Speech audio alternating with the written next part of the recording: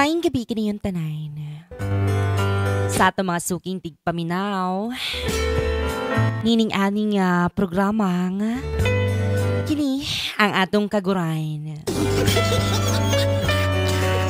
Madi sa dili pa nato sugda na maong storya. Paliko sa pag-shoutout nato dres na itong mga taga Gensign. Bisan pa man kung asa ka sa lupalop ng mundo karon nga naminaw sa atong istasyon. Dili lang sa 99.69 Dogs FM. Madi itong storya karon. Mo kining about sa usa ka magtiayon.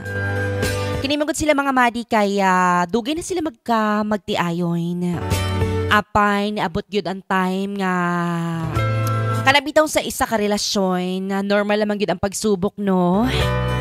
Apan kini dugay na niya ginakimkim sa usa ka babae. Kay lagi ang problema niya kaya gamay kunog bunal ang iyahang bana. Ang mo to, dili na to masaksihan ang maong storya nga makapapukaw sa maong matag-usang relasyon. Dili na to masaksihan mali kung unsa pag-handle ni Inday Gisa.